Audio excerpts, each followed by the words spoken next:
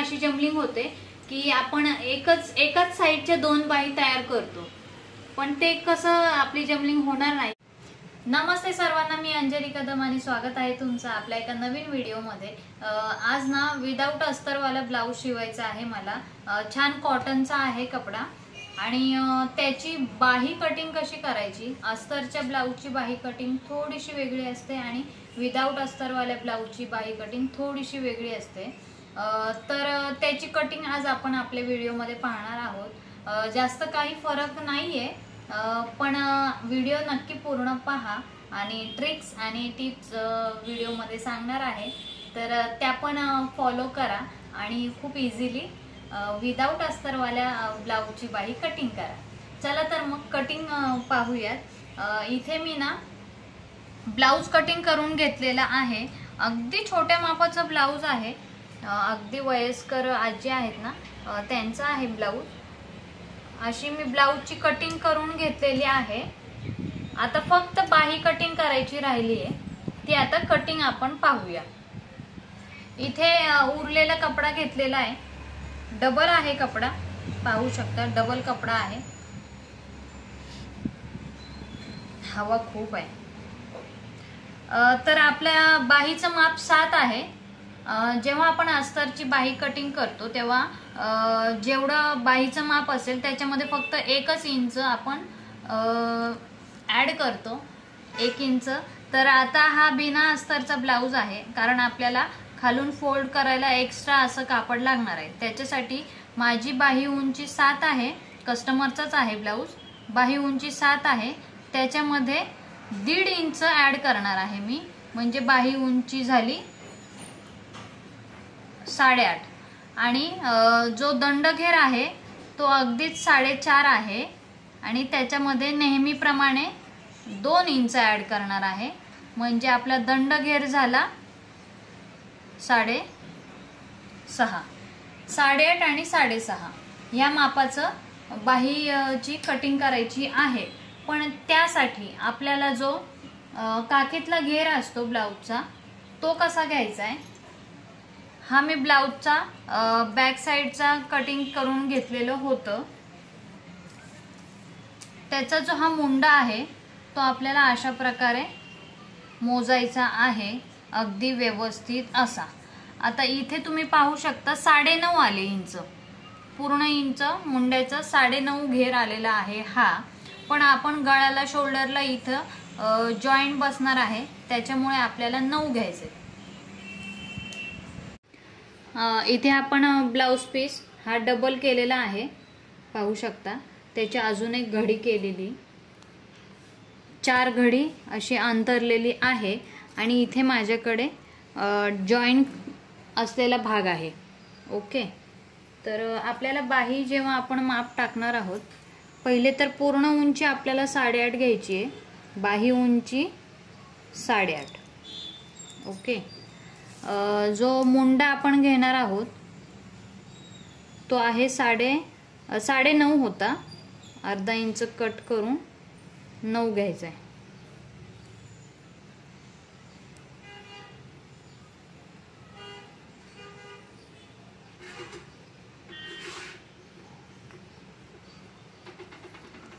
आता जेव्हा इथे दंडघेर आपण खाली टाकू ना, तिथे 1 इंचाची आधी टिक करून घ्यायचे।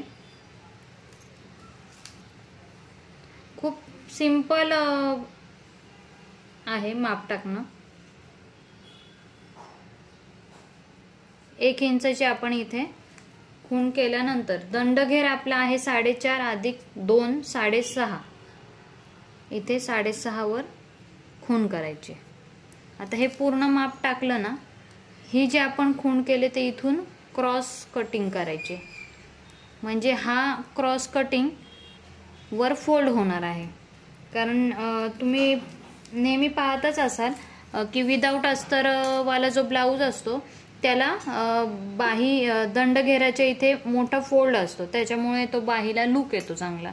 त्याच्यासाठी उंचीमध्ये 1.5 इंच ऍड करायचं आहे आणि इथे दंडघेर टाकून क्रॉस टाकायचा आहे। इथे 9 इंच आपण टाकले माप। उंचीमध्ये 3.25 घ्यायचे,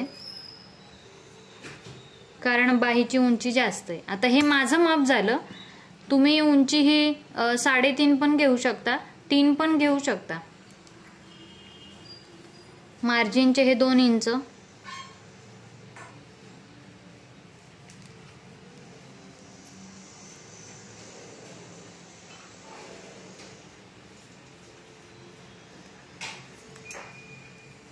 आता इथून आपल्याला असा शेप द्यायचा आहे बाहीसाठी.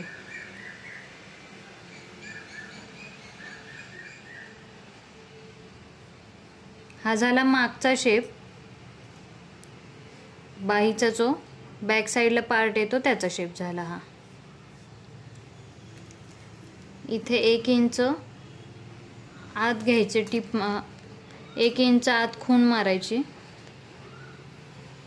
आणि इथून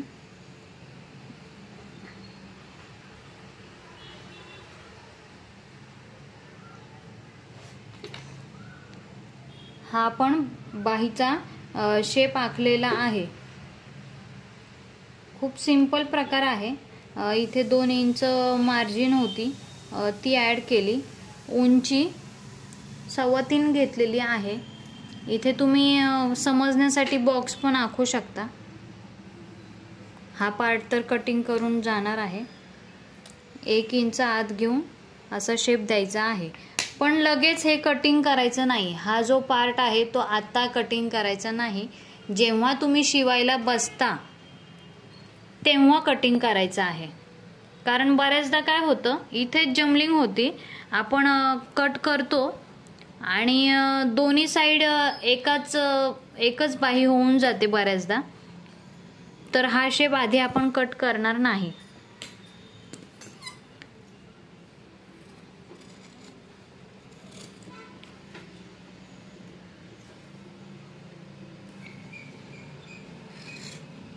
जे माप टाकले ते सिंपल असं कटिंग करून घ्यायचं की झाली आपली बिना अस्तरची बाहीची कटिंग.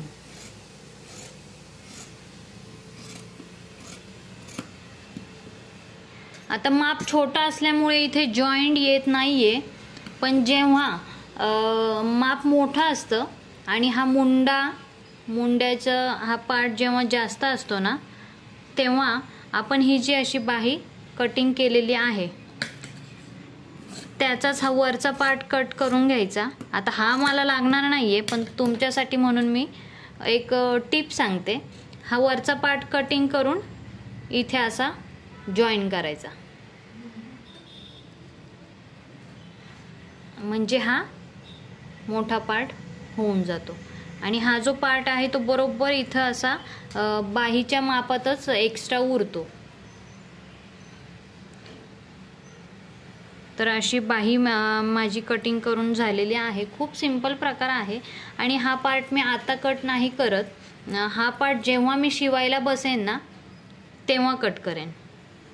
अशा प्रकारे अस्तरच्या विदाऊट अस्तरच्या ब्लाऊजची बाहीची कटिंग आपण सिंपल पद्धतीमध्ये शिकलेलो आहोत.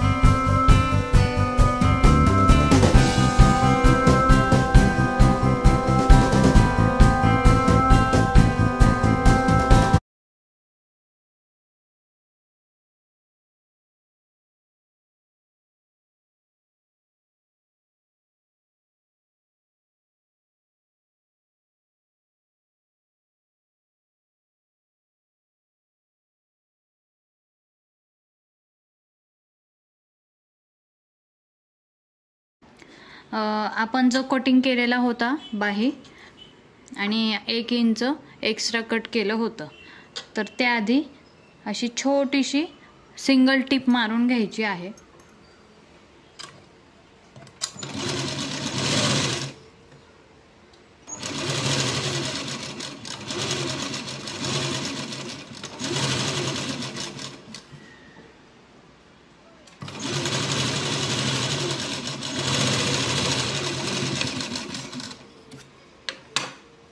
अशी सिंगल टिप मारून घेतली, सिंगल फोल्ड पण केले, पाहू शकता.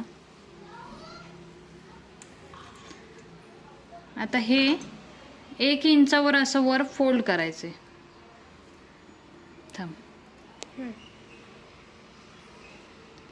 हे 1 इंचावर असं 1 इंच फोल्ड करून घ्यायचा आहे. जो आपण 1 इंच एक्स्ट्रा ठेवला होता तो आपण सर्व फोल्ड मध्ये वापरलेला आहे. असा मोठा फोल्ड असेल ना बिना अस्तरच्या ब्लाऊजच्या बाहीला तर लुक एकदम छान येतं. आणि ही जी मी टिप मारतीये तिच्यावर नंतर आपण ही टिप काढून हात शिलाई मारणार आहोत.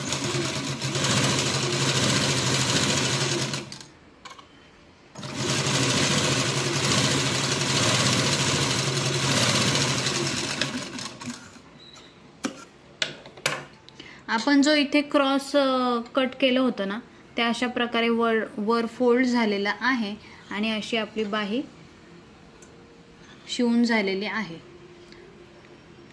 तर असं मी फोल्ड केलाय.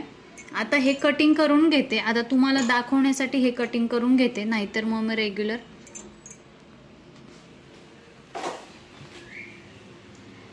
हे जे 1 इंच आपण आत घेतलेली ना बाही ती कटिंग करून घेते मी.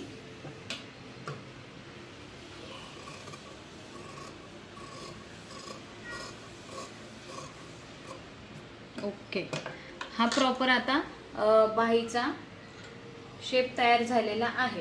तर आता दुसरी पण बाही लगेच तयार करून दाखवते, म्हणजे जमलिंग का होणार नाही. कारण बऱ्याचदा अशी जमलिंग होते की आपण एकाच साईडच्या 2 बाही तयार करतो, पण ते कसं आपली जमलिंग होणार नाही ते सांगते. आता ही एक तर बाही तयार झालेली आहे. ओके, हिचा 1 इंच मी कट करून घेतला इथे. आता ही पूर्ण रेडी झाली बाही, ही साईडला ठेवते. आणि ही बाही आहे जी रेग्युलर कटिंग करून घेतलेली आहे. खालचं फोल्ड करून घेते या बाहीचं आणि मग आपण कटिंग करूया पुढचं.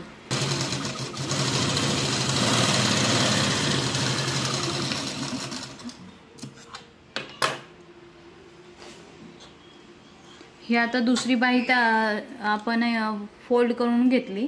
ओके, आता ही पहिली जी बाही होती ना तिचं जे आपण 1 इंच माप इथे कट केलेला आहे ती अशी सरळ आहे, सरळ घेते मी. आणि ही पाहू शकता आत फोल्ड केलेली बाही आहे. ही अशी एकावर एक ठेवायची आहे. ही बाही आत फोल्ड केलेली आहे आणि हे दोन्ही आत फोल्ड केलेल्या बाजू आतमध्ये घ्यायच्या आहेत. आणि हा जो आपण 1 इंच शेप दिला होता तो